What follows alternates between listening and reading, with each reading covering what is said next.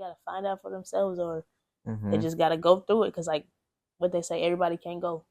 Yeah, everybody So can't when you're go. trying to bring somebody that's not supposed to go with you, that's gonna only hurt you. It's gonna either like I feel like realistically, I feel like everybody got a purpose. And everybody, God know how everybody's life gonna go. But when you trying to force things, you only just delaying yourself. Hell, I'm hiding. Hell, I'm hiding. Hell, I'm hiding. It's best time you come a little harder. Welcome back, y'all, to another episode of IMSOPORTLAND. You got your host here, Marcus Sparrow. And today we got a guest. You know, we got a special one because this is our first female that we got on here, man. You know, and our first rapper on here. You know, she's from Northeast Portland, you know, and she's been around, you know, she moved around. She really making a name for herself. And I'm going to take no longer introduce you to you. We got Mahogany, a.k.a. Hogs. And how you doing? I'm doing good. Yeah. That's good. So I just want to start off, you know, give us a little background about yourself. Okay. Well, my name is Mahogany. Everybody call me Hogs. I originally played basketball, and I don't know, I just started like creating music as like I've always been talented with music and like poetry and stuff, but I started just paving my own way, listening to beats and getting more comfortable with music and I guess expressing myself and stuff like that. So yeah, I went to Boise growing up, and then I kind of was like a little badass kid because like I was just ripping and running, doing little stuff at school, whatever. But transferred over to Woodlawn, went to Woodlawn for a few years, and then I went to SCI, and then from SCI I went to Benson, and then after that I transferred and graduated at Roosevelt. Yeah. Dang. So you was moving around quite a bit. Yeah. I played basketball, so yeah. You say you hoop? Yeah. For you say, hold on, you moved around a lot. Hold on. Yeah. So you say you went to what high school? I went to Benson for 2 years. Yeah. I was hooping over there, and I transferred, I think, my junior year, and I graduated at Roosevelt. Okay. And I hooped over there, too. Okay. Benson and Roosevelt. Yeah. Okay. I see you got the optic on. Yeah, I got to. My brother's brand. Got For those of y'all that don't know, you know, this is Optic, little sister, you know. She, yeah. Oh, hold on. I just blanked out like a motherfucker. You good. But, yeah, this is Optic, little sister, you know. How is, you know, I know your brother, you know, he did a lot of hooping too. Did you kind of look up to him for that? Kind of get that from him? No. No? No.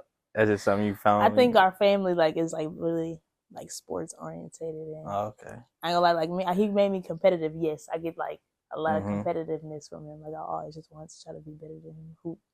But I wouldn't say I got it from him. I feel like my dad kind of forced us to play hoop. Like it was always in us, but growing up, I used to always be around boys and stuff. My cousins and stuff, they all play basketball. He played basketball. We all in front of my grandma's house just hooping. So I was kind of like the only girl that really played sports too in our family. So I was just like, shit, I'm ready to go out there and hoop the ass. And after that, I feel like, well, I want to say like my family and stuff, they influenced it too. Cause like, I feel like at a young age, I knew I had handles, but they were the ones to tell me like, oh shoot, like she good. Like you need to start taking it serious. So then I started took it and ran with it. So it was like something that you wanted to do though? It wasn't? I want to say yes to a point in time until like I started realizing like basketball became like about politics and it's a business. Then that's when I kind of like, I noticed I started falling out of love for hoop because like I like doing the shit because it was fun and I knew I was good at it. I had handles and stuff like that. And then once I started noticing like a lot comes with hoop, and then when you start playing on different teams and it's a business and they running their program a certain way, and now it's not love no more. It's just, I feel that. Yeah, it's more to it. I feel that. Yeah, it's definitely political. A lot of it is. You say you play with a lot of boys. That kind of give you an advantage. You think you ever schooled your big bro? I ain't gonna lie, I have one time. I'm gonna take that to girl. I have one time, but no, not really. No. I kind of gave him a hard time. I ain't gonna lie, for a girl not giving him a hard time and not my handles, that's when I knew, like, okay, I got something. I'm good. Yeah. But I think his record, he beat me in the record right now. Yeah. So, yeah. But competing against girls, did you ever feel like that was? It was cool. It was fun. I don't know. It was like, I feel like it was definitely a dope experience because, like, as I moved around in school, I also moved around a couple teams too. So I started off with playing with it's an old old team called Cisco, and that's when I first started. I was playing with like a lot of black girls, and like when I say we was like dogs, we was dogs. So like anybody that played with Cisco, they know like that's like I feel like that stamped Portland for real. Like Cisco girls like that was like okay. And then I started playing for another team called Team Concept.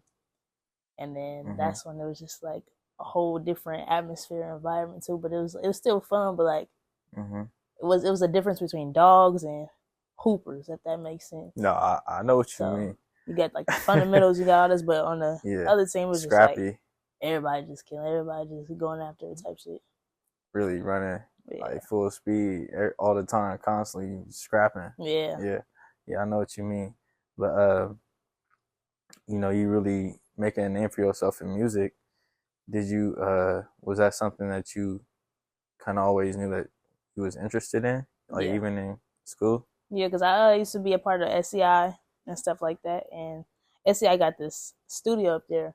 And at first being a young kid, like I was young around, just like running around SCI and stuff, I never knew what that room was until actually going up there and seeing like, oh shit, they in here making music. And I was always the type of kid to write stories and create stories, like whether it was about my life or just the stuff I was probably experiencing or just like just being creative or the stuff I used to watch and see. And I used to just be creating a book, and then afterwards it just turned to music. Once I stepped foot in that studio, I used to rap with a few kids at SCI. We had like a little group called like Kids Money and stuff, but I was just playing around with it. I knew I was good at it, but I didn't really take the time to like know what I was doing. Like I was learning how to do it, but I didn't know what I was doing. And then I think that pulled out my poetic side. And like when I got in high school and stuff, I started actually like writing and actually reciting my stuff that I was creating. And then after that, shit been history for real. Okay, so you mentioned, you know, he was like to tell or basically rap about, you know, like what you're going through and whatnot. So basically like your experiences around you, basically you'll be able to tell through your music. Yeah. Like I feel like I'm a versatile artist. I can rap about some turn shit. I can rap about some life shit. I can rap about some makeup shit. Everybody be making up shit. But sometimes like I ain't gonna sit here and say I just make up raps, but I pull out pieces like from a story I write or something that I hear and see. It's just if you listening to it, you're gonna catch on to it. Like, oh shoot, she creative with her words. I ain't gonna lie. I think the most recent one that you post, I'm like, oh yeah, you turnt. Yeah. I don't know what it was called or whatnot, but I was like, oh, I watched that video. I was like, oh yeah. Probably talking about overtime.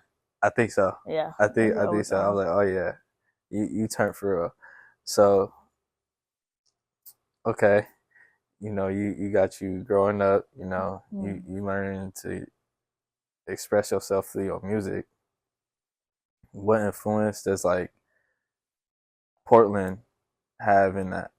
Like just growing up, you know, in Portland, you know, SEI and whatnot, like how has that really influenced your flow, your whatever? Okay.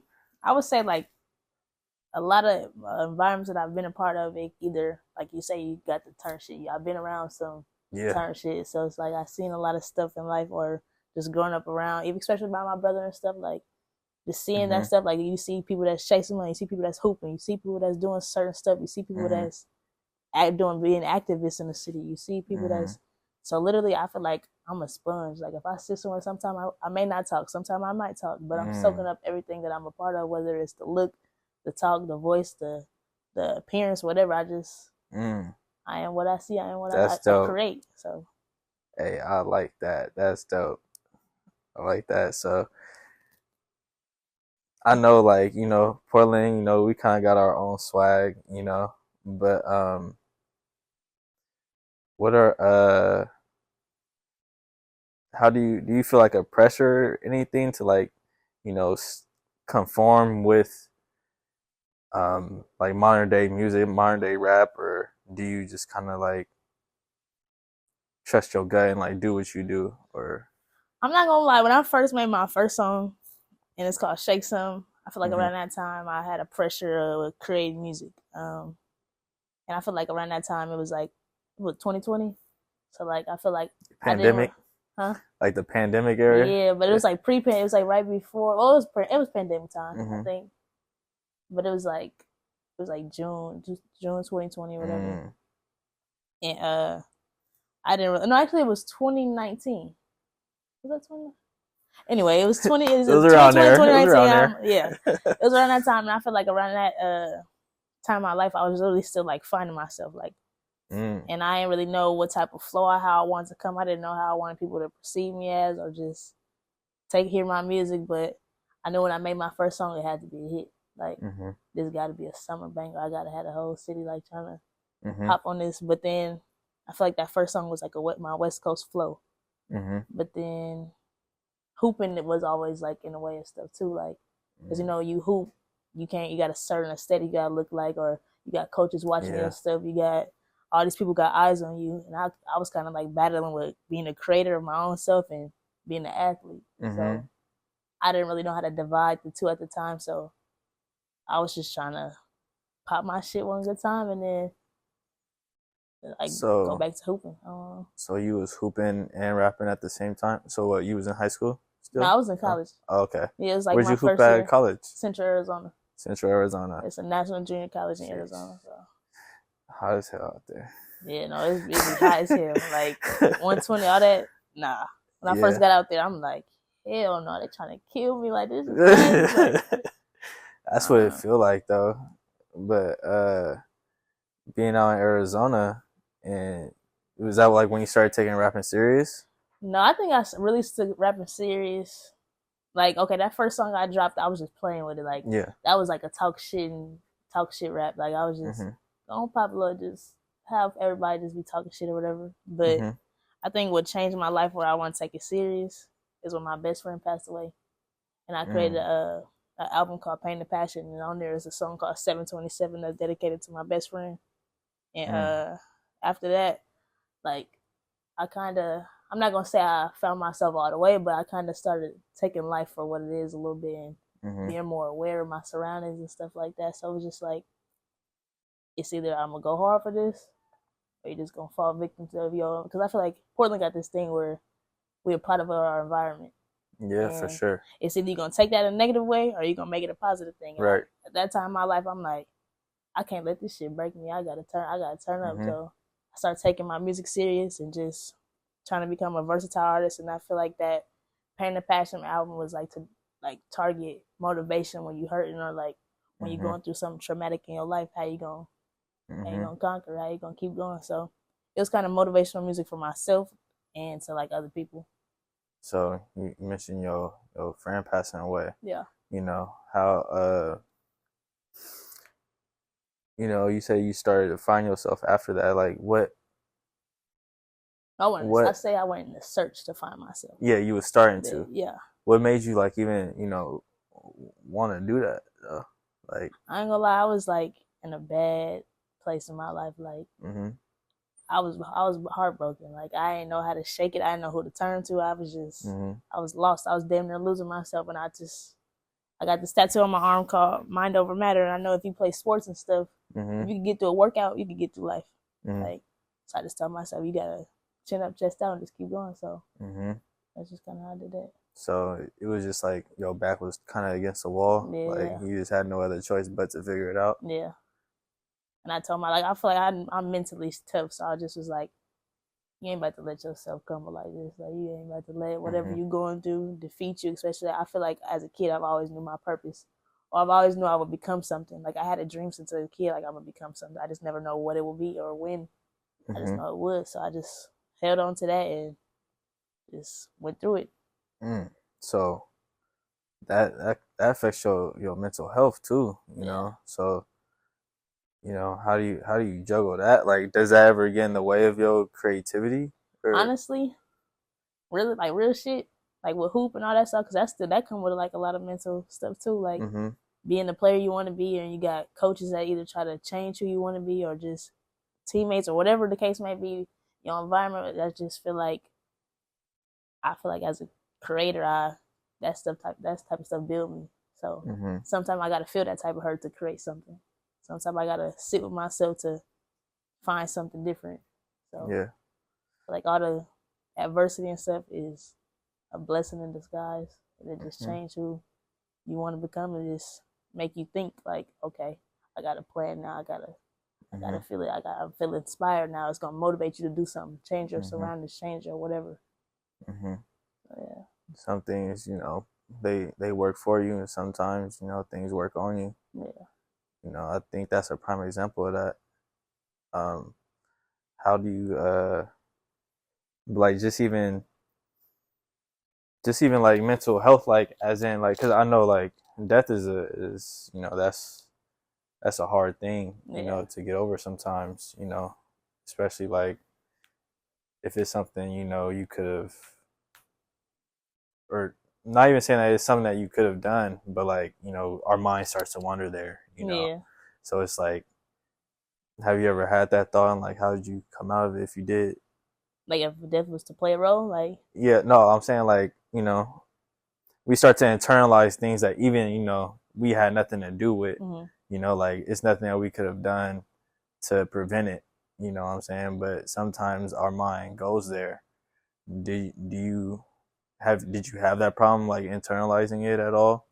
yeah, because like I feel like at that time in my life, it happened at a young age. Like I was straight out of high school. Like I was still lost, not really lost, but like just, and I wouldn't even say ignorant. I was just doing shit. Like so I wasn't aware of my actual emotions until I had no choice but to feel them. Like so then after that just kind of made me grow a little bit. And I already had like hooping as my main priority. So it's like you're trying to deal with what's important or what's really going on in reality. You gotta find a balance there. So you kind of just like hid it away. You know, you just focused on something else to try to escape that. Yeah, or like try to pinpoint what I'm really feeling and how I could create out of that. Like, okay, I'm feeling pain. What type of pain? Now I'm I'm writing it down. Like, and I started turning on, listening to beats and stuff, like motivational stuff, or just stuff to just channel what I'm actually feeling and channel it to something different. So it was like really therapeutic for you to do that. Yeah. That helped you get through it. Yeah.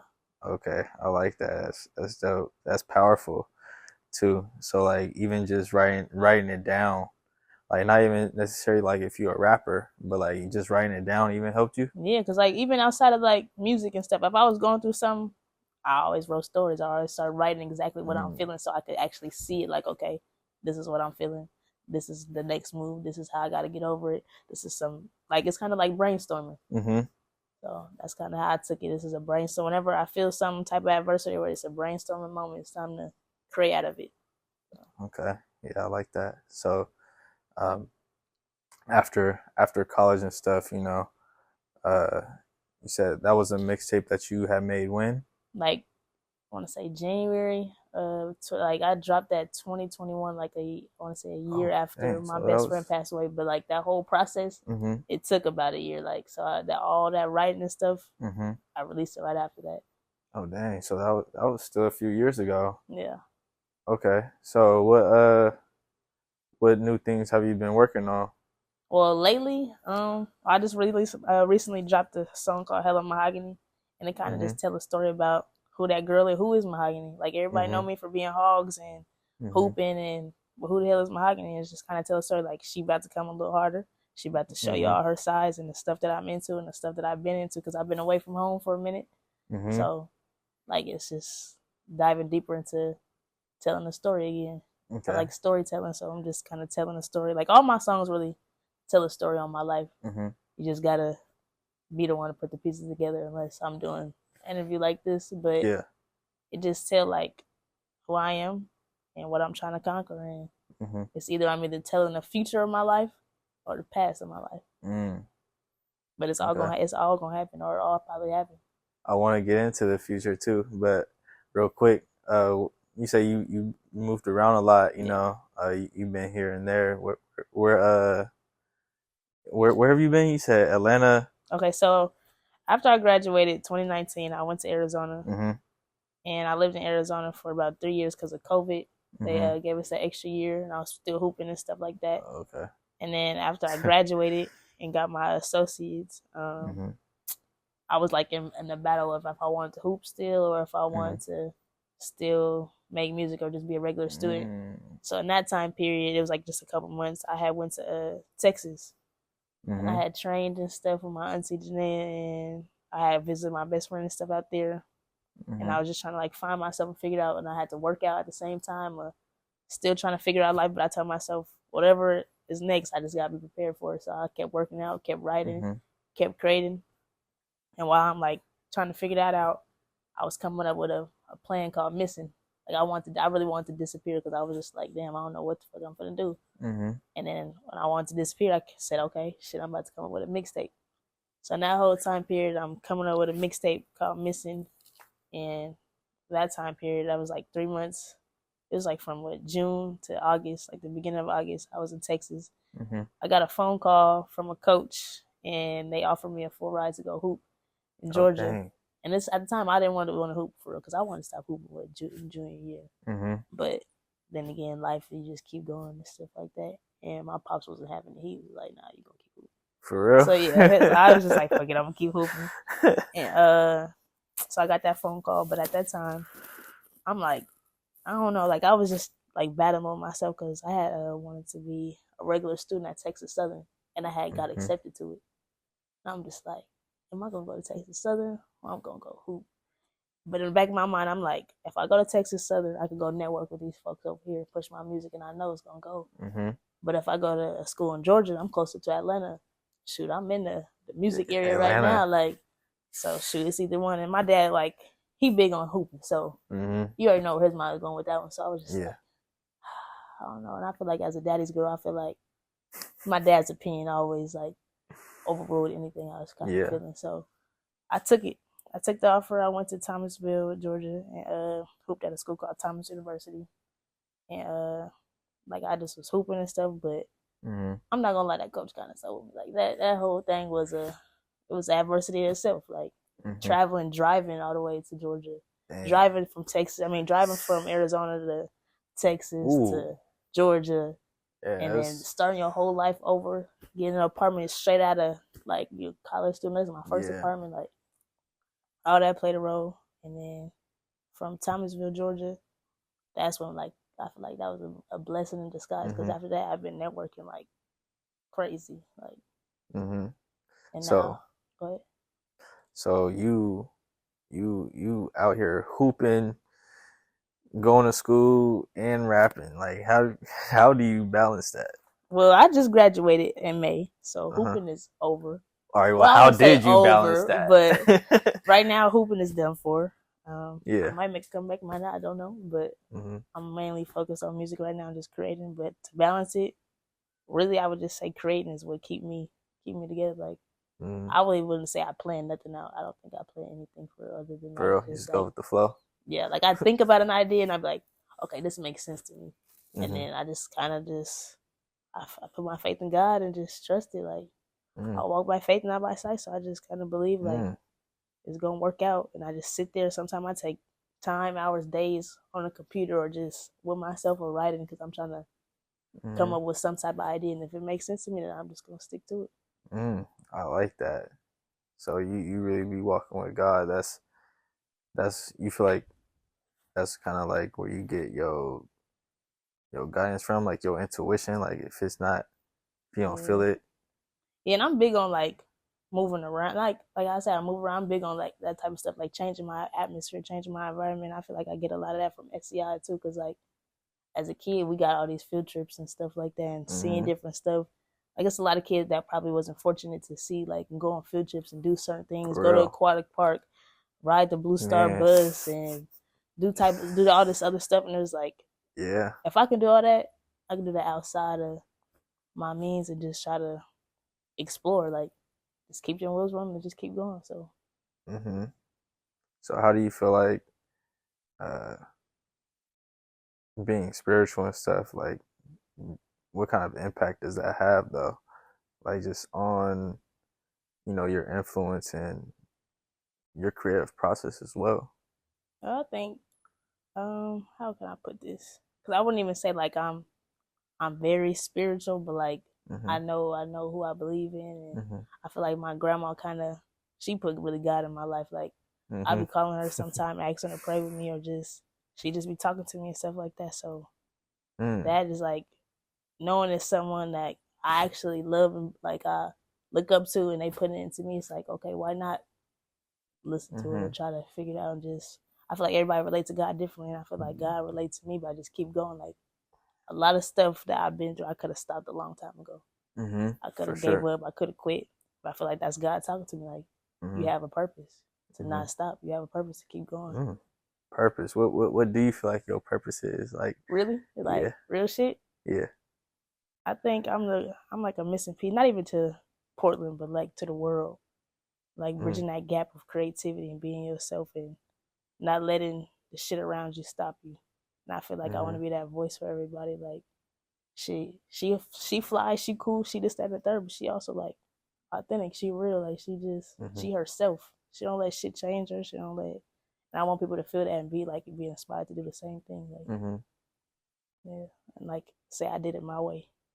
So I feel like my purpose is just to inspire other people to just keep going. I mean, I know you say you big on authenticity and, just, being yourself. Do you ever feel like you get like compared to just because like your brother is big out there? Like, do you feel like?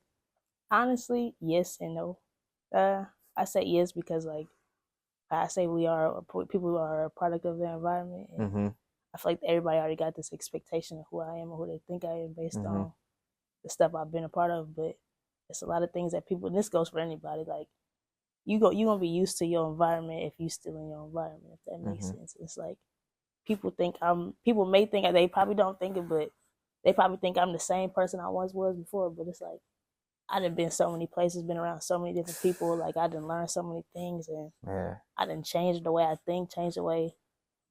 And it's just like I'm big on changing stuff. I like change. I like different stuff. I don't like the same nothing. That's good. That's good that you like that. That's a part of, being uncomfortable too, because a lot of people don't like to change. Like to be the same person, and like that comfortability. So you don't mind the adversity. You don't mind being uncomfortable. You actually prefer it. Ooh, that's a good question. Because sometimes I do mind it. Like sometimes that adversity making you feel like I'm gonna crash out. Like, but there's something in the back of my head that just like, nah, you got people to live for. Like I got a godson, I got a niece, I got brothers, I got a sister, I got a family I got people that care about me. So why would I crash out? All the good stuff that I'm doing is doing what it's doing, but it's getting harder. That's your blessing knocking at the door. Like it's almost there. Like what God gonna do? He gonna send you all the bad stuff first, and then see if you're ready for what's coming. Trials. Yeah. And trials, you gotta make sure you're ready for it. So like, I mean, it be tough, but you say you're not doing it just for yourself. Is that kind of what keep you going? Yeah, I want to change lives. I want to change my life, change everybody's life. I want to literally inspire people to be like, I didn't see her story, I didn't heard her story, and it's happening right before our eyes. Like this shit is, I don't know. Despite of all the adversity, you still kept going, and you want to be that light, pretty much. Yeah, like I ain't gonna lie, I don't know if you're familiar with the wishing tree. And I had just shared this to my brother like a couple of days ago. It's like kind of it's not Alberta, but like it's like a known street. It's like a wishing tree, and they got all these people put tags on it and say what they wish for, like stuff like that. And right after I graduated in May, I wrote on there it was like July 5th. I want to shed light to Portland. Like I want to bring back the light in Portland. And that was on the 5th of July. Literally after that, right when I wrote that, I was on my way to LA because I was working with Baller Alert and I was working at the BET Awards and stuff like that. Whoa! After that, I just been making major connections. I've been working in Hold Tallahassee with a lot of well-known people, gated community, Key Man, Sidon, Vince, like Octavia, BT, like this just people in different areas, and it's just dang. And that was all in Atlanta? I went to LA to work the BET Awards, but I made them connections when I was in Atlanta. And then from Georgia, where I went to school, I found out there was this recording studio in Tallahassee, and I moved to Tallahassee. And then I went to the studio, and that magazine I had mentioned to you, just showed them. I emailed the people at Baller Alert that, and they told me they wanted me to be an intern there. And then I walked into the studio and gave them my magazine. And they was like, "Can I keep it?" But it was a prototype, so I couldn't really give it to them. But that got me the internship, and after that, I just been networking. I'm big on networking. Like, that's my biggest thing. That's crazy. Yeah. That's so that move to Georgia, that really changed everything. Yeah, like if I want to think about like what life would be like if I went to Texas Southern and stuff, but it probably wouldn't compare to the shit that I've been doing. So you don't even regret making this decision at all? That's crazy, hey. Not at all. Like, granted, I ain't gonna lie, it was hard getting there. Like, a motherfucker that been evicted before, like all types of shit, but just it don't stop me. Like, what? At all. I know that's not a good feeling. You know, you getting kicked out. Like, how did that affect you? It just challenged me. Like, something. I literally told myself, like, I know, ain't no way hell I'm a college athlete, and I just got to be, and I'm hooping still, and I'm trying to balance life, and I'm dealing with this right now. I'm trying to focus on hoop, and this happens. Like, I was just like, I know God got something for me. Like, and it just built a drive in me it just like lit something under my ass and just keep going. Like, don't stop, keep creating, don't stop. Like, and I just stayed timeless hours in my school lab and just was creating, emailing, making music, and I had no idea in the world what was gonna happen. I didn't know how, nothing. Damn, you just put your head down and just kept going. That's crazy. Not a lot of people really built like that, for real. Yeah. So, man, that's amazing, yo. Like, I don't know I don't even know if I would be able to do that. That's what I'm saying. It was tough because there was times I wanted to give up. There was times I wanted to go back home. But I was just like, fuck it. Like, I thugged it out in my school locker room. I thugged it out in my teammate's house. Like, but I still was like, bruh, I ain't turning around. Damn. I ain't going, because if I go back, what I'm gonna do? Like, yeah, I will create, but I'm out here for a reason. Things is happening for a reason. Whoa, that's amazing. You know, that reminds me, you know, that I had read, you know, that every time, every time, and no matter what case scenario or what, you know, if you're intending to do something, you know, especially, you know, for a bigger purpose, you know, it's always going to be some type of disruption. Yeah. You know, there's always going to be, you know, something to try to throw you off your tracks. And that's just a prime example of, you know, being persistent in your dreams. And that's crazy. Yo, you have a story. Goodness, I wasn't ready for this. Yeah. It get crazy. Like, it's crazy, but it's fun, and it's like, it's a roller coaster. Like, damn. Shoot, I just know what's coming. I know something coming. I don't know exactly what it is, but I know something coming. Definitely something on the other side for sure. You know, definitely keep going. So you've been through a lot. You know, like what advice would you give to somebody, you know, like that's trying to get after their dreams, and you know they got all these challenges left and right, you know, like how do you even my best advice for everyone, or for anyone really, because I'm not perfect. I still deal with shit every day. Like, I still be battling up with a lot of stuff, but when you aware of stuff, whether you tell somebody, whatever it is, you write it down, as long as you know it deep down inside your heart and you're aware of it and you intentional with it, that's it right there. You just be intentional with your dreams and what you want to become. You either keep it to yourself, but you keep it in your back of your head, like, this is what I'm after and this is what I'm gonna do. Mm-hmm. And whatever get in the way of it, you don't stop. Just tell yourself, I'm made for this. Mm-hmm. That's all you need right there. Because Mm-hmm. like when you hooping, whenever you doing something, you cleaning up, whatever. I'm gonna get this done. I'm walking around. I'm cleaning up.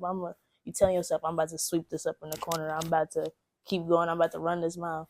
You're physically and you're verbally saying something you're gonna do. Mm-hmm. That's real. Like you're speaking your life into existence. You're speaking what's next. So Mm-hmm. as long as you got that and you just tell yourself like, whatever come your way and you don't fall. My dad always told me, stay down, stay solid, and don't fold.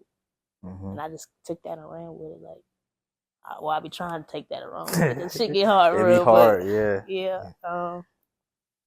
I say just believe in yourself. Fuck what everybody else think and just be you. Be authentic. And sometimes that pain, that hurt, or whatever you're going through, that's the little missing recipe of what's gonna get you to where you're going.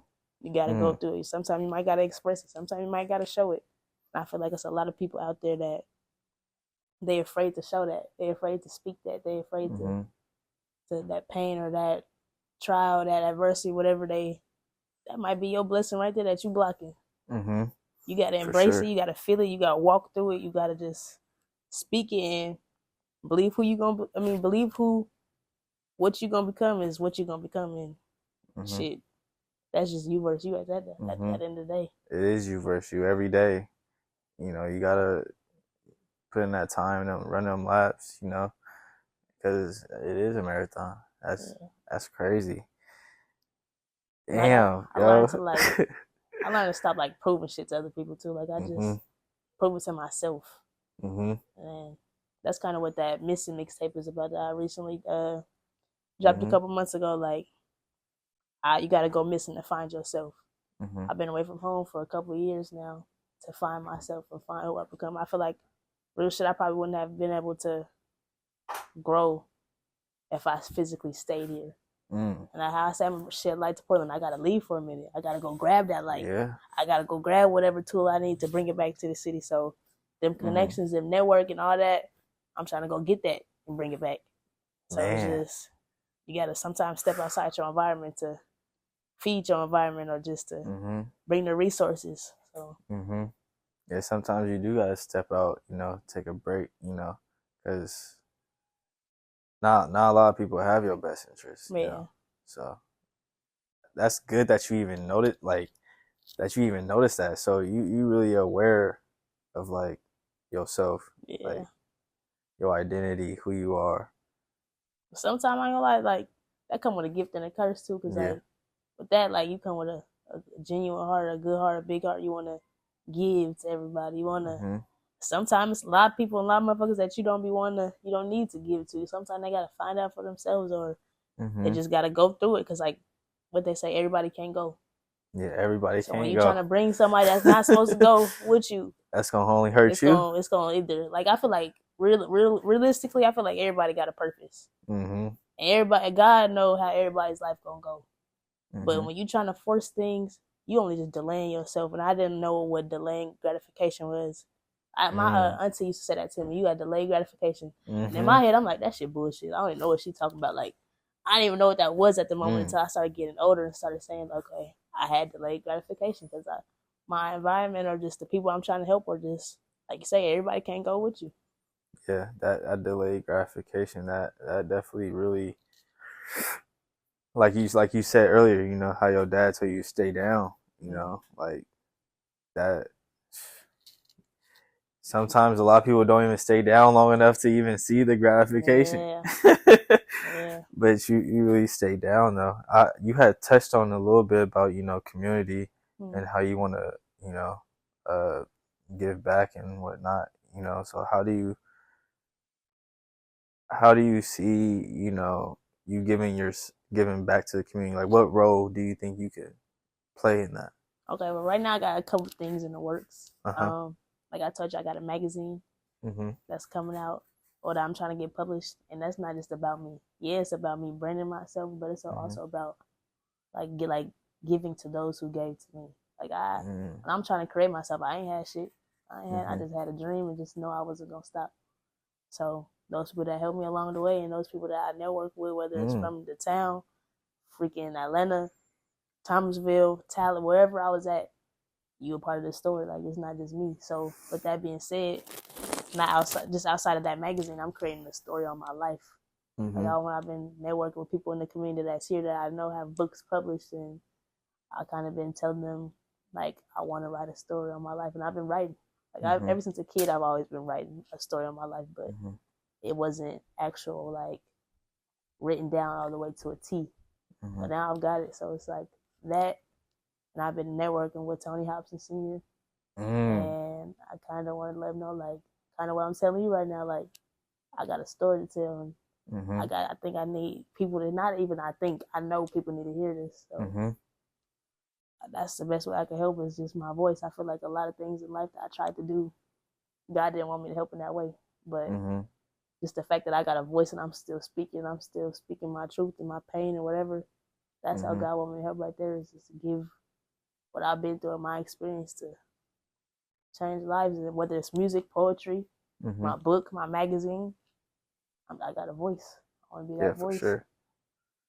Yeah. And then eventually, like, outside of music and creating like creating a magazine and a book and stuff like that, I got another, like, a brand I'm trying to push, and it's called Two Official Creates. So what's that about? That pretty much, like, I feel like a lot of artists or a lot of creators, or just even behind the scenes of this, like, it's adversity trying to do all this stuff. You got to find the people that's willing to take their time out to do these videos, sit up with somebody that want to speak, somebody that I want to be that source that's like, if I don't got it, I know the next person do. So say you're an upcoming music artist and you need somebody that make beats. Okay, let me know you need somebody that make beats. I'll send you right to that resource. So it's like a space for creatives to not feel alone. Like, whatever you need is there. Whether if I can't do it, knowing I feel like I could do everything. Like, but I know the people that really can. I know people that is interested to do it. So you have people that's smarter than you that in that particular field. So and I don't want nobody to feel like alone when they're trying to find their craft either, because that's how I feel a lot. Like, I felt like I was going through the trenches trying to find who I was trying to become, or it started getting harder. I'm feeling like nobody believed in me, or just whatever the case may be. I don't want nobody that's trying to create something, especially when it's positive. You don't need to be alone for that. Like, you trying to do something good, so why?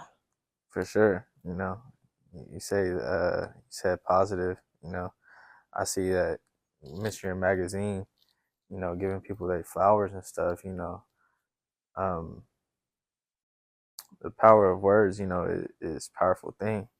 Or it could be positive, it could be negative. You know, how do you feel like you have a responsibility? You know, to have a positive, you know, like, platform, or, you know, like, I feel like responsibility, that's a big word. And then I feel like when that come with like being a role model and this, that, and the third. Yeah. But on some real shit, I'm not trying to be a role model. I'm trying to be me. I want to show people, like, you can do it your way. Just stay down. Like, I don't want to, like, I want to show people, like, this is how I did it. But you could do it your way. But one thing I'm big on is love. Like, whether it's, because I feel like, well, again, with responsibility that comes with being like a role model, and that's like, you got a certain way you try to carry yourself. It's like with hoop, you kind of tie yourself down to a category. Now I'm big on like no labels. I don't like that. So it's like, just be you. And I wouldn't necessarily say responsibility, but I say, being that I'm trying to be the one to shed that light to the city and stuff like that, I feel like it's not really a responsibility, but it's my duty, I guess, to show the authenticity. Like, okay.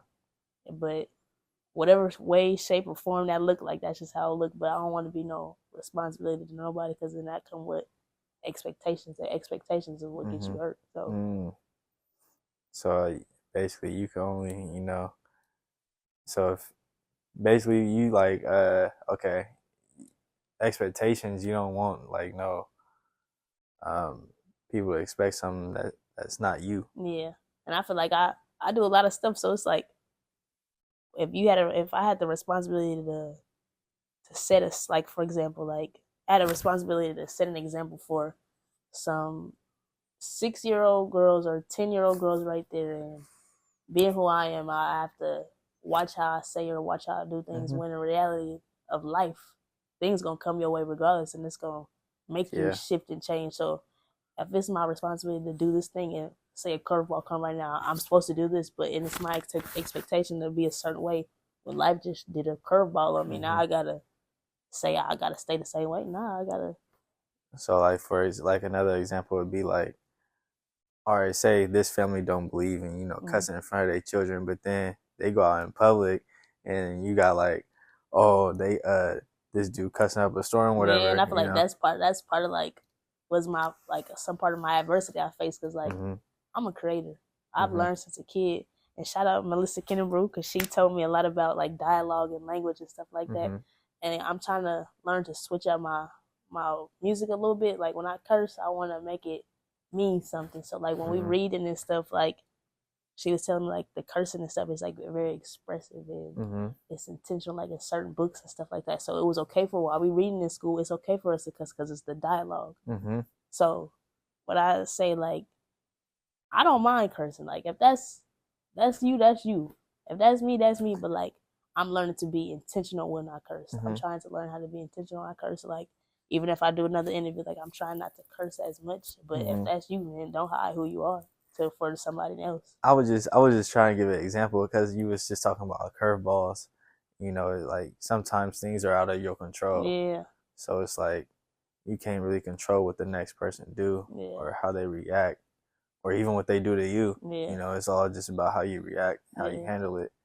So basically, that's where I was kind of getting at. It's like you can't really control that. You just I forgot what. Are you good? You good.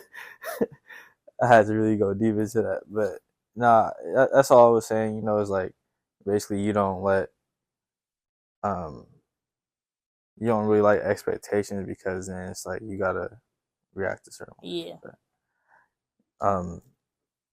You had mentioned community, or we was talking a little bit about community before. I know music is big, especially like on the West Coast, like how you say, we have our own vibe and stuff. So it's like, do you ever, or have you collaborated with anybody? Portland? Yeah. Who you collaborated with? I got a song. My first song, Shake Song, was with Brixie. Oh, okay. And I got a few songs with my brother Truck. I got some songs that I'm about to work on, but I don't want to say who I'm about to, because I want it to be a surprise. Okay. But I got a song with my cousin, the Playgirl Monica. I don't know if she's still making music still, but that's some people from the town. But I'm just trying to bring light back to. I want to bring the resources back to the town. So say somebody else want to make a song with somebody, I know I can get that connection for them, or just try to network that, or you know what I mean. But I got a lot of songs that I'm about to release with people from out south or down south. Oh, okay. So you about to get that southern? Okay. Do you so you say you about to bring on resources out here? Would you be willing to collaborate with somebody out here? More people out here? Yeah, but I'm not gonna lie to you. When I say this, I don't discriminate with who I work with, but it gotta be, because I ain't gonna lie, a lot of music out here kind of be rah-rah to me sometimes. Be like, what? Rah-rah. Rah-rah? Yeah. Like, but granted, there's some great artists out here. Like, there's really some great artists out here, but you gotta be intentional with your music. Like, you gotta see it going beyond what you believe is gonna be, beyond your environment. And if you don't see that, then I can't see it. So I like making music with people that believe in their dreams. Like, they not just playing with it. They want it to go further than take it further, than what it is. But I want to work with everybody. Shoot, I want my name to be a part of everything. So what does success look like for you? Really, just keep creating. Like, if I feel like I stop creating, then I'm not being successful. I'm not doing, because I don't want to be stagnant. I hate being stagnant. I hate feeling stagnant. Whether it's music, creating something, marketing, whatever, graphic, or whatever I'm doing, I don't want it to stop. I want it to keep going. That's deep. That's why I like being in a couple bags. Like, so it's just like, don't stop. That's my deep. success. I don't know, when you say certain things, like I think deeper into it, and it's just like you had said something. You said that. Wait, what did you just say? You just said what did you just say? Like You creating, said don't stop. yeah. Like, You that's you my said success right there. success is creating. So it's like I thought about it and I was like, dang. So success is like for you. That's your purpose in this world. Yeah, like I feel like this is what how I'll put it. My idea, it starts in my head. Mm-hmm. I write it down. Mm-hmm. I do it. That's Yeah. success right there. You just did a Mm-hmm. whole process of seeing your vision and your dream come true. Mm-hmm. And that's true. Now it's not how people receive it, how people hearing it, or who it's getting to. That's even more success. Like it's just.